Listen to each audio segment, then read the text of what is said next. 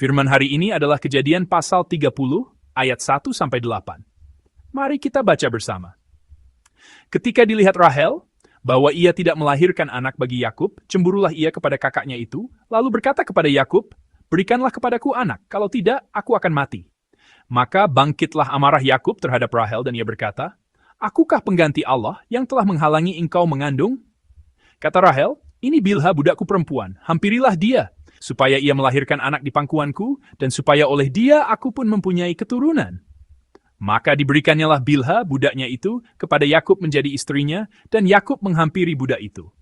Bilha mengandung, lalu melahirkan seorang anak laki-laki bagi Yakub. Berkatalah Rahel, "Allah telah memberikan keadilan kepadaku, juga telah didengarkannya permohonanku, dan diberikannya kepadaku seorang anak laki-laki." Itulah sebabnya ia menamai anak itu Dan. Mengandung pula Bilha, budak perempuan Rahel, lalu melahirkan anak laki-laki yang kedua bagi Yakub. Berkatalah Rahel, "Aku telah sangat hebat bergulat dengan kakakku, dan aku pun menang." Maka ia menamai anak itu Naftali. Amin. Hari ini saya akan berbagi firman Tuhan dengan judul, Putra yang dilahirkan Bilha bekerja bersama untuk kebaikan. Yakub mengambil 4 orang istri. Karena ditipu oleh pamannya Laban, ia lebih dulu menikah dengan kakaknya, Lea, lalu berjanji kepada pamannya, "Saya akan bekerja 7 tahun lagi." Dan akhirnya menikahi adiknya Rahel, yang semula hendak ia nikahi. Setelah menikah, Rahel dan Lea masing-masing memberikan seorang hamba perempuan mereka kepada Yakub. Demikianlah Yakub mengambil total 4 orang perempuan sebagai istrinya. Peristiwa ini tidak sepenuhnya dimulai dari niat yang baik atau tujuan yang benar. Hal ini terjadi karena kedua saudari, Lea dan Rahel, bersaing, iri hati, dan cemburu satu sama lain untuk melahirkan anak laki-laki dan untuk mendapatkan kasih suami mereka. Namun, bagaimana Tuhan membentuk peristiwa yang tidak baik ini? Ia membuat peristiwa yang dimulai dari motivasi yang tidak baik ini menjadi baik. Ia membukanya secara baik di dalam kehendaknya. Sejarah tampak bergerak oleh kebencian manusia yang penuh dosa dan oleh kehendak manusia, tetapi sebenarnya tidak demikian. Sejarah berada di tangan Tuhan yang turut bekerja dalam segala sesuatu untuk mendatangkan kebaikan.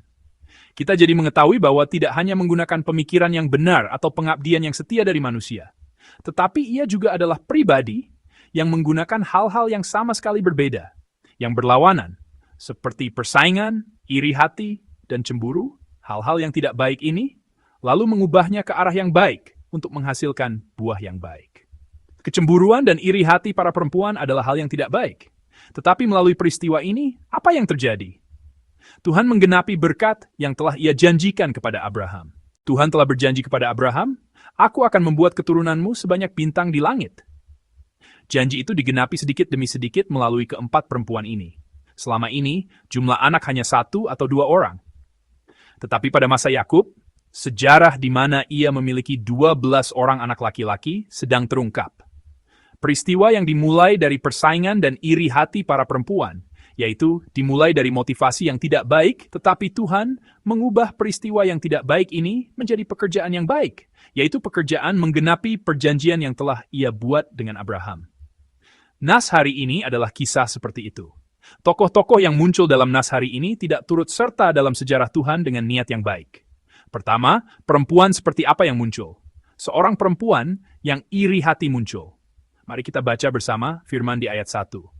Ketika Rahel melihat bahwa ia tidak melahirkan anak bagi Yakub, cemburulah ia kepada kakaknya, lalu berkata kepada Yakub, "Berikanlah kepadaku anak, kalau tidak, aku akan mati."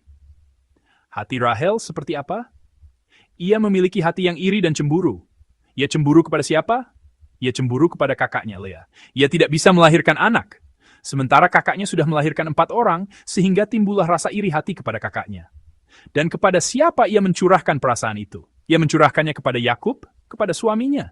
Ia mengancam Yakub, "Berikanlah kepadaku anak, kalau tidak, aku akan mati." Mendengar perkataan ini, sang suami Yakub bereaksi seperti ini. Mari kita baca bersama firman di ayat 2. Maka bangkitlah amarah Yakub terhadap Rahel, dan ia berkata, "Akukah pengganti Allah yang telah menghalangi engkau mengandung?" Tokoh kedua yang muncul dalam nas hari ini adalah suami yang marah. Setelah perempuan yang iri hati, muncul suami yang marah, suami yang murka. Yakub marah kepada Rahel. Kedua orang ini awalnya bukanlah orang-orang dalam hubungan seperti ini. Keduanya awalnya adalah orang-orang yang saling mencintai dengan mendalam. Yakub tidak segan-segan bekerja keras selama 7 tahun hanya untuk mendapatkan Rahel. Sebenarnya 7 tahun itu menjadi 14 tahun. Namun, selama 14 tahun itu, ia merawat ternak pamannya, Laban, tanpa menerima upah apapun. Demi siapa? Demi satu orang, Rahel, inilah ia melakukan hal itu. Dalam Kejadian pasal 29 ayat 20 sebelumnya, 7 tahun ini dijelaskan sebagai karena cintanya kepada Rahel, 7 tahun itu dianggapnya seperti beberapa hari saja. Keduanya awalnya berada dalam hubungan kasih seperti ini. Tetapi hari ini apa yang sedang mereka lakukan? Mereka sedang bertengkar. Rahel sambil cemburu pada kakaknya berkata, "Aku ingin mati. Aku akan mati." Dan Yakub, yang mendengar perkataan itu, menjadi lagi. Dan tidak dengan amarahnya mendengar perkataan istrinya.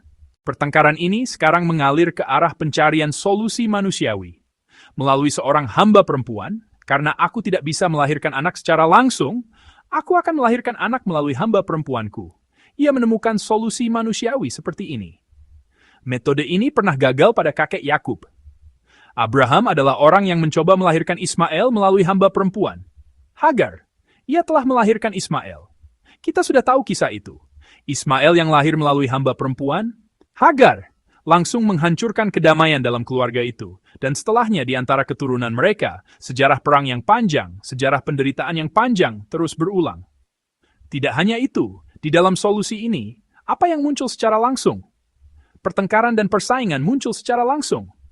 Mari kita baca bersama firman di ayat 7 dan 8. Bilha, hamba Rahel itu, mengandung pula, lalu melahirkan anak yang kedua bagi Yakub. Berkatalah Rahel, "Aku telah sangat hebat bergulat dengan kakakku, dan aku pun menang." Maka ia menamai anak itu Naftali. Dalam bahasa aslinya, menerjemahkannya sebagai berkelahi, lebih sesuai dengan bahasa aslinya daripada kata bersaing. Jadi, apa yang sedang dilakukan Rahel sekarang? Ia sedang berkelahi dengan kakaknya. Ia sedang berada di tengah-tengah perkelahian dengan kakaknya. Dan ia menanamkan perkelahian itu ke dalam nama anak laki-laki kedua yang lahir. Tokoh terakhir yang muncul dalam nas hari ini adalah seorang anak laki-laki yang memiliki nama perkelahian. Di antara seorang ibu yang iri hati, meskipun bukan ibu kandung, dan seorang ayah yang marah, lahirlah seorang anak laki-laki yang memiliki nama perkelahian yang memiliki penderitaan itu. Orang dewasalah yang seharusnya melerai meskipun anak-anak berkelahi. Tetapi ibu ini sekarang sedang melakukan hal di mana ia mengukir perkelahiannya sendiri, perkelahian manusiawi yang timbul dari iri hati dan kecemburuan itu ke dalam nama anaknya. Seperti ini, nas hari ini adalah situasi yang benar-benar kacau. Seorang perempuan yang tidak bisa melahirkan anak sedang iri pada perempuan yang telah melahirkan anak. Sang adik memendam perasaan ini terhadap kakaknya. Ia memendam perasaan iri hati dan cemburu. Iri hati sang adik itu berlanjut menjadi pertengkaran suami istri. Hal itu membuat sang suami menjadi marah. Dan di antara suami istri itu terjadilah pertengkaran, yaitu pertengkaran suami istri. Dan pertengkaran di antara suami istri itu membuat mereka memikirkan solusi manusiawi. Nama seorang anak laki-laki yang lahir dari seorang hamba perempuan menjadi perkelahian atau persaingan. Namun, saudara-saudari, di dalam kisah manusiawi ini yang tidak indah dan tidak baik, apa yang sedang Tuhan lakukan? Tuhan sedang membentangkan kehendak baik-Nya. Meskipun itu adalah solusi manusiawi yang dipikirkan di tengah iri hati dan pertengkaran, Tuhan mengizinkan 2 orang anak laki-laki lahir melalui solusi manusiawi itu. Dan kedua, anak laki-laki itu sedang ia bangun menjadi salah satu dari 12 dan satu lagi dari 12 untuk melengkapi bilangan sempurna Tuhan, yaitu 12. Tuhan yang kita temui dalam nas hari ini adalah Tuhan yang untuk bekerja dalam segala sesuatu untuk mendatangkan kebaikan. Karena Tuhan sedang menggenapi kehendak dan janjinya melampaui iri hati dan pertengkaran, perkelahian, dan persaingan. Saudara-saudari seiman yang terkasih, Tuhan, kita adalah pribadi seperti ini. Bahkan di tengah situasi manusiawi seperti iri hati dan kecemburuan perempuan, kemarahan dan pertengkaran suami istri, serta persaingan dan perkelahian yang tak henti-hentinya, Tuhan dengan diam-diam sedang menggenapi kehendak baik-Nya. Saudara-saudari, sebenarnya masalahnya ada pada kita. Selama kita menjalani waktu yang disebut hari ini, kita harus memilih. Pilihan itu adalah pilihan seperti apa? Yaitu pilihan. Dengan cara apa, saya akan turut bekerja dalam kebaikan yang akan Tuhan genapi. Dengan rupa seperti apa saya akan turut serta dalam sejarah Tuhan? Tuhan pasti akan bekerja melampaui kelemahan manusiawi kita. Bahkan ketika kita iri hati dan memiliki perasaan benci, ketika kita marah dan kita bertengkar, ketika kita bersaing dan kita berkelahi, Tuhan pasti akan menyatakan kehendak baik-Nya dan menggenapi sejarahnya. Namun saudara-saudari, meskipun demikian, apakah baik jika kita turut bekerja dalam sejarah Tuhan dengan cara seperti ini, turut serta dalam pekerjaan Tuhan dengan rupa negatif seperti ini? Jika kita juga turut bekerja dalam sejarah Tuhan dengan rupa yang baik dan indah, dengan rupa yang baik, bukankah itu akan lebih baik? Bukankah Tuhan akan lebih berkenan? Bahkan di dalam semua hal negatif, semua hal manusiawi, Tuhan adalah pribadi yang bekerja seperti ini.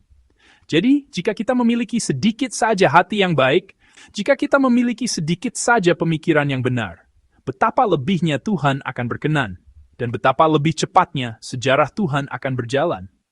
Saudara-saudari yang terkasih, saya memberkati Anda dalam nama Tuhan, agar hari ini menjadi hari di mana Anda turut serta dalam sejarah Tuhan dengan hati yang baik. Dan saya memberkati Anda dalam nama Tuhan, agar Anda turut bekerja dalam kebaikan yang akan Tuhan genapi dengan pemikiran yang benar. Tuhan adalah pribadi yang dapat menggenapi sejarah seperti ini, bahkan dengan hal-hal yang tidak indah dan tidak baik. Dalam sejarah baik, Tuhan yang membuat hal-hal yang tidak indah menjadi indah dan hal-hal yang tidak baik menjadi baik. Semoga kita juga dengan hati seperti apa? Dengan hati yang baik, turut bekerja untuk mendatangkan kebaikan. Saya memberkati Anda dalam nama Tuhan agar hari ini menjadi hari seperti itu.